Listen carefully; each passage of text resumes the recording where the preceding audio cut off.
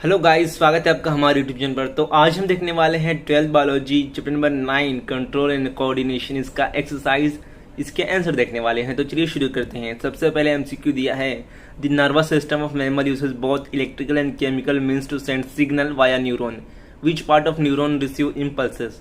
यानी कि यही पूछा गया है इसमें, न्यूरॉन का वो कौन सा पार्ट है जो किसी सिग्नल को सबसे पहले रिसीव करता है। तो सिग्नल को रिसीव करने का काम कौन करेगा? जो सबसे पहला पार्ट होगा, शुरुआत का पार्ट होगा न्यूरॉन का, वही करेगा। तो एक न्यूरॉन का स्ट्रक्चर आप अगर देखोगे तो उसका सबसे पहला पार्ट होता है मेन सेल बॉडी, यानी कि जिसे साइटोन सोमा कहा जाता है। इससे कुछ ब्रांचिंग निकले होते हैं जिसे डेंड्राइट्स कहा जाता है। सेल बॉडी के बीच में से एक एक्सोन निकलता है, पतला ब्रांचिंग निकलता है। तो सबसे पहला पार्ट कौन सा हुआ? सेल बॉडी हुआ। इसका ब्रांचिंग कौन सा हो गया? डेंड्राइट्स हो गया। जैसे आप देख सकते हो फैला हुआ है, तो डेफिनेटली यही करेगा सिग्नल को रिसीव करने का काम। तो आपका पहले का आंसर हो जाएगा ए, एक्सोन। सेकेंड है, डैश इज अ न्यूरोट्रांसमीटर। तो ऑप्शन क्या है? ADH, acetyl co A, acetylcholine and inositol.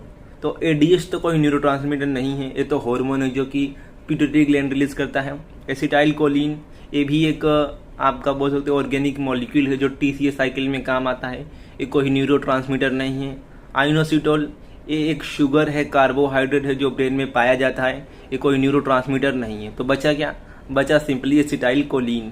तो ये आपका आंसर आ जाएगा, सेकेंड का एसिटाइल कोलिन आएगा, ऑप्शन नंबर सी। थर्ड दिया है, the supporting cell that produce myelin sheath in the PNS are. Option है a oligodendrocytes, b satellite cell, c astrocyte and d Schwann cell.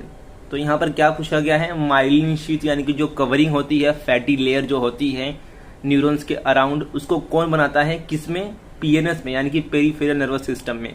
तो इसका आ जाएगा डी श्वान सेल में। अगर यहाँ पर पीएनएस की जगह सीएनएस रहता कि the supporting cell that produce myelin sheath in the CNS are, तो सीएनएस में माइलिन शीथ ओलिगोडेंड्रोसाइट्स प्रोड्यूस करता है, बट वही माइलिन शीथ पीएनएस में श्वान सेल बनाता है। तो आपका थर्ड का आ जाएगा डी श्वान सेल।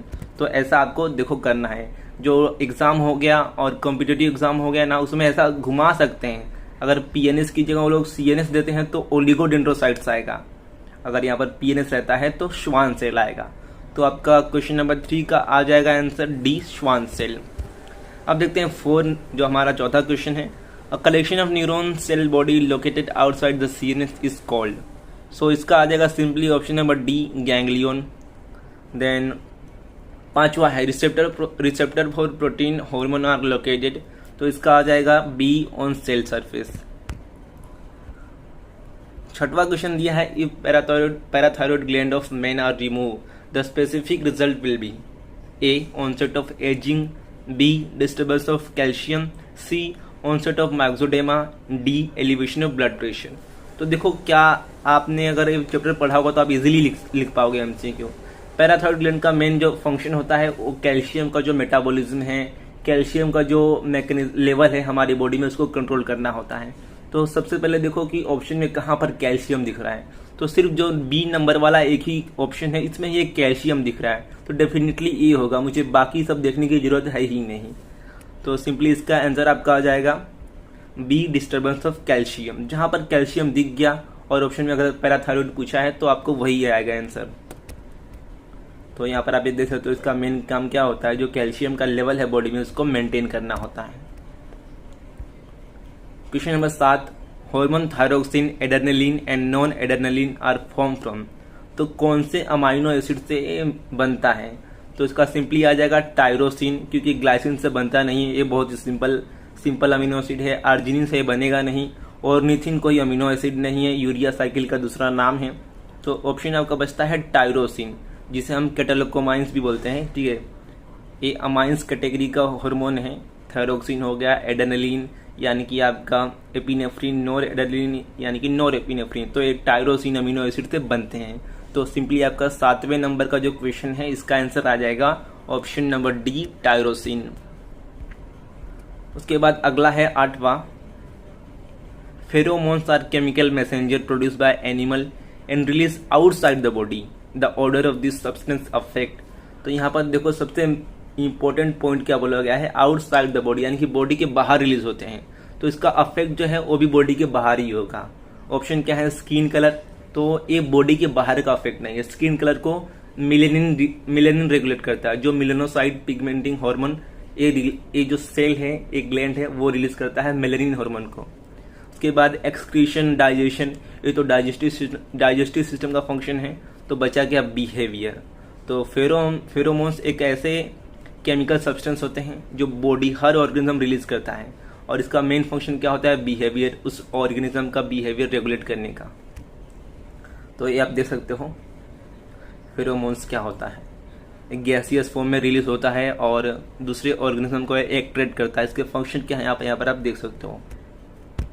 उसके बाद 9वां है, Each one of the following is a set of discrete endocrine gland। तो एंडोक्राइन ग्लैंड का मतलब आपको पता होगा कि ऐसा ग्लैंड जो अपना सिक्रेशन है, जिसे हम केमिकल कहते हैं, हार्मोन कहते हैं, तो जो अपना हार्मोन डायरेक्टली ब्लड में रिलीज करता है, उसका कोई डक्ट नहीं होता है, और डायरेक्टली ब्लड में जो ब्लड फ्लो है उसमें अपना सिक्रेशन को रिलीज करता है। तो इसमें कौन कौन से आपको दिख रहे हैं एंडोक्राइन ग्लैंड, तो यहाँ पर थायराइड भी एंडोक्राइन ग्लैंड है, सलाइवरी भी एंडोक्राइन ग्लैंड है, ओवरी भी है, एड्रिनल ग्लैंड भी है, टेस्टिस भी है, लीवर भी है, सब कुछ है। बट यहाँ पर एक मेन वर्ड आप देखोगे एंडोक्राइन ग्लैंड के आगे, वो है डिस्क्रीट। तो डिस्क्रीट एंडोक्राइन ग्लैंड मतलब जो ट्रू, जो एकदम पक्के वाले एंडोक्राइन ग्लैंड है। बाकी आप यहाँ पर अगर देखोगे सलाइवरी हो गया, ओवरी हो गया, इसका एंडोक्राइन के अलावा दूसरा फंक्शन भी होता है, लीवर का हो गया। देन यहाँ पर पेनक्रियास हो गया, पेनक्रियास का एंडोक्राइन पार्ट भी होता है, एक्सोक्राइन पार्ट भी हो जाता है। तो ये ट्रू एंडोक्राइन ग्लैंड नहीं होते हैं। तो ट्रू एंडोक्राइन ग्लैंड सिर्फ कुछ ही है, हाइपोथैलेमस हो गया, पिट्यूटरी हो गया, उसके बाद थायराइड ग्लैंड हो गया, पैराथायराइड ग्लैंड हो गया, थाइमस ग्लैंड हो गया, यही कुछ हैं आपके ट्रू एंडोक्राइन ग्लैंड। तो इसका ऑप्शन का करेक्ट आंसर आ जाएगा option number C, pituitary, thyroid, adrenal, thymus. तो 9वें का आ जाएगा आपका option number C right answer. Option number 10, after ovulation graafian follicle changes into, तो इसका आएगा आपका कॉर्पस ल्यूटियम, ठीक है। देन 11th का आप देख सकते हो, which one of the following pair correctly matches a hormone with a disease resulting from it deficiency, यानी कि यहाँ पर कुछ हार्मोन के नाम दिए गए हैं और उस हार्मोन के डेफिशिएंसी, उस हार्मोन का लेवल कम होने पर कौन सा डिजीज हो सकता है ये बताया गया है। तो इसमें से राइट कौन सा है वो आपको टिक करना है। तो सबसे पहला पैराथायराइड हार्मोन, तो देखो इसका हमने पहले ही देखा था कि पैराथायराइड ग्लैंड हो गया, उसका जो हार्मोन हो गया वो क्या रेगुलेट करता है, वो कैल्शियम का लेवल रेगुलेट करता है। तो यहाँ पर क्या दिया है, डायबिटीज का दिया है, तो बिल्कुल ही गलत हो जाएगा, ये वाला ऑप्शन तो आएगा ही नहीं। दूसरा ल्यूटिनाइजिंग हार्मोन, ये डायबिटीज दिया है, तो ये भी गलत हो जाएगा, क्योंकि ल्यूटिनाइजिंग हार्मोन तो रिप्रोडक्टिव सिस्टम हो गया, हमारा बॉडी का रिप्रोडक्शन हो गया, उसमें पार्टिसिपेट करता है, तो डायबिटीज कहाँ से आएगा, तो ये भी गलत हो जाएगा। उसके बाद डी है थायरोक्सिन टेटनी, ये भी गलत हो जाएगा, क्योंकि थायरोक्सिन जो है वो टेटनी या इससे कुछ जुड़ा हुआ बिल्कुल भी नहीं है। तो बचता क्या है, इंसुलिन, यानी कि हाइपरग्लाइसेमिया। हाइपरग्लाइसेमिया डायबिटीज को ही बोला जाता है, उसका दूसरा नाम है, कंफ्यूज मत हो जाइएगा, ठीक है। हाइपरग्लाइसेमिया यानी कि ग्लूकोज का लेवल ज़्यादा हो जाता है। तो डेफिनेटली अगर इंसुलिन कम हो गया हमारी बॉडी में, तो इंसुलिन क्या, देखो इंसुलिन का मेन फंक्शन क्या होता है, वो हमारी बॉडी में जो शुगर है उसको रेगुलेट करता है। तो इंसुलिन ही कम हो जाएगा तो ज़्यादा ग्लूकोज हो जाएगा, और उसे बोला जाता है हाइपरग्लाइसेमिया। तो 11th जो क्वेश्चन है उसका आ जाएगा ऑप्शन नंबर ई, सी। सो 11th जो क्वेश्चन है उसका आएगा option number C, insulin hyperglycaemia. Then question number 12 है, dash it is in direct contact of brain in human. तो आपने ब्रेन के मेनिंजेस पढ़े होंगे कि कौन कौन से मेनिंजेस होते हैं, ड्यूरामीटर, रेकोनॉइड मीटर और पायामीटर। तो ब्रेन के सबसे नीचे, ब्रेन के सबसे एकदम सटा हुआ कौन सा है, तो आप अगर देखोगे नंबर वाइज सबसे बाहर कौन सा लेयर होता है ब्रेन का मेनिंज, ड्यूरामीटर। उसके बाद बीच में होता है आर्किनोइड मीटर, और सबसे अंदर होता है पायामीटर, जो कि ब्रेन से, दिमाग से एकदम सटा हुआ होता है। तो इसका आ जाएगा ऑप्शन नंबर डी, पायामीटर। आप यहाँ पर इमेज में देख सकते हो, ये आपका स्कल है, ठीक है, खोपड़ी का हड्डी है, और जो पार्ट दिख रहा है आपको ये ब्रेन है। तो सबसे पहले है ड्यूरामीटर, उसके बाद आर्किनोइड मीटर, और ब्रेन से सबसे सटा हुआ लेयर जो है वो है पायामीटर। तो इसका सिंपली आ जाएगा आंसर आपका 12th का डी, पायामीटर। तो क्वेश्चन नंबर 2 है very very short answer question. ये 3 क्वेश्चन आप देख सकते हो, इसका आंसर आप स्क्रीनशॉट ले सकते हो।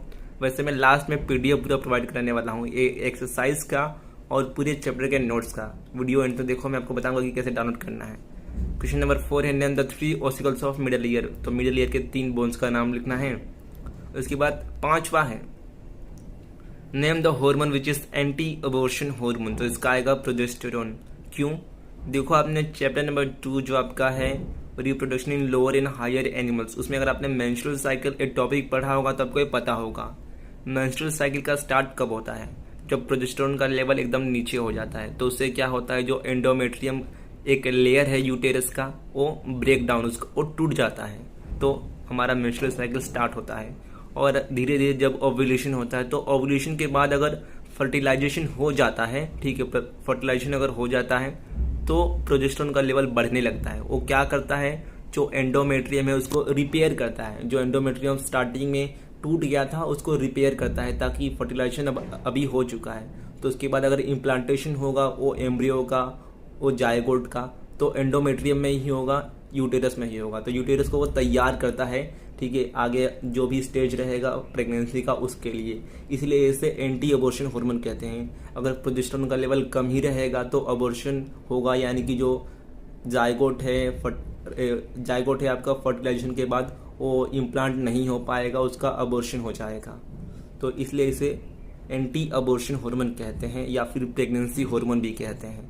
6वां है नेम एन ऑर्गन विच एक इज टेम्पररी एंडोक्राइन ग्लैंड। तो ये भी आएगा प्लासेंटा, जो भी न्यूट्रिएंट हैं बेबी और उसके मदर के बीच में उसको ट्रांसपोर्ट करने का काम करता है। Name the type of hormone binding to DNA in alter gene expression. तो ये आएगा स्टेरॉइड हार्मोन। 8वां है which is the cause of abnormal elongation of long bones of arm and legs and of lower jaw. यानी कि किसी का हाथ ज़्यादा बड़ा हो जाता है, पैर की हड्डियाँ बड़ी होती हैं, या फिर जो जबड़ा है उसका हड्डी बड़ी होती है। तो इसका मेन कारण क्या है? तो इसका कारण है excessive secretion of growth hormone. तो ग्रोथ हार्मोन आपका एंडोक्राइन वाले पार्ट में है, एंटीरियर पिट्यूटरी ग्लैंड, इसका एक हार्मोन है। तो ग्रोथ हार्मोन का मेन फंक्शन यही होता है ग्रोथ करना। तो अगर ये ज़्यादा अमाउंट में रिलीज होगा तो ये होगा इसके साइड इफेक्ट।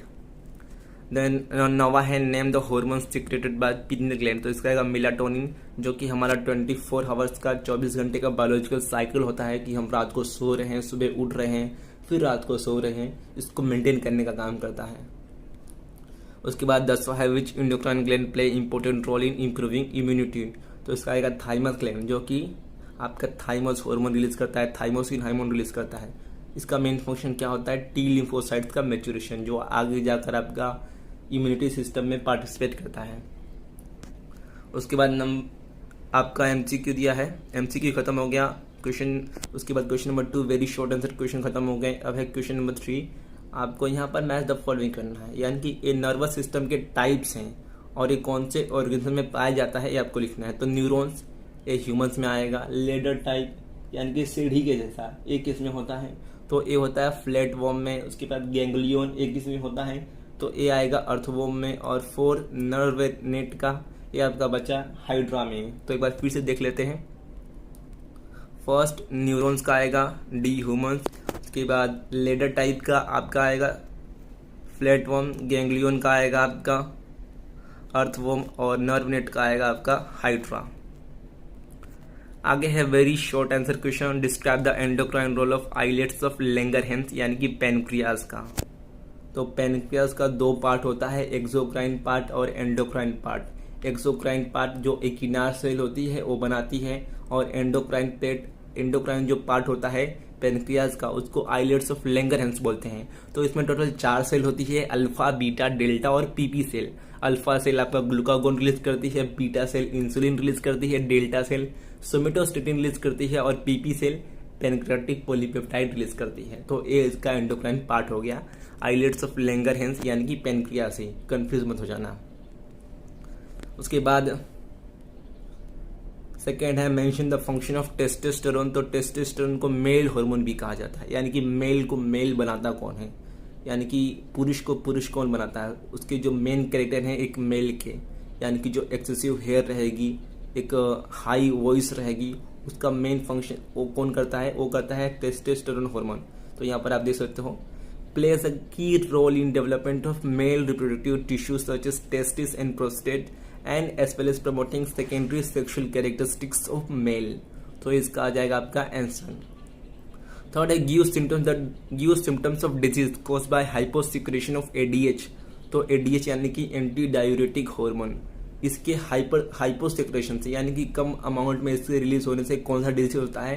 तो कम अमाउंट में अगर एडीएच रिलीज होता है तो डिजीज होता है डायबिटीज इंसिपिडस। तो उसका मेन सिम्टम्स क्या है, इंक्रीज यूरिन आउटपुट यानी कि बार बार यूरिन लगता है, फ्रीक्वेंट यूरिनेशन होता है, एक्सेसिव थ्रस्ट और बार बार यूरिन करने से, ठीक है, बार बार अगर यूरिनेशन होता है तो बॉडी डिहाइड्रेट हो जाती है जिससे बार बार प्यास लगता है। तो ये थे क्वेश्चन स्टार्टिंग के। अब इसके बाद के जितने भी क्वेश्चन है और साथ ही चैप्टर का पूरा नोट्स आपको पीडीएफ के रूप में मिलने वाला है। कहाँ? सबसे पहले तो आपको डिस्क्रिप्शन में लिंक पर जाना है, ठीक है। लिंक पर जाओगे तो कुछ ऐसा इंटरफेस खुलेगा, यहाँ पर आपको दिखेगा क्लिक हियर टू डाउनलोड। इस पर सिंपली क्लिक करोगे तो ड्राइव में पीडीएफ ओपन होगा, लेकिन पीडीएफ जो है वो पासवर्ड मांगेगा। तो पासवर्ड यहाँ पर आप देख सकते हो, हैशटैग सब कैपिटल में रहेगा, हैशटैग स्मार्ट स्टडी महा हैशटैग। तो ये आपको यहाँ पर डालना है पासवर्ड और पीडीएफ पूरा ओपन हो जाएगा। पूरा एक्सरसाइज के आंसर है, साथ ही पूरा एक जो चैप्टर है chapter number 9 control and coordination, इसका पूरा आंसर आपको मिलने वाला है। तो वहां पर जाकर आप डाउनलोड करना और अच्छे से पढ़ाई करना। मिलते हैं अन्य किसी वीडियो में। वीडियो पर देखने के लिए बहुत बहुत धन्यवाद। लेकिन हमारे चैनल को सब्सक्राइब करना मत भूलना और इंस्टाग्राम पर जरूर फॉलो करना। Thank you guys.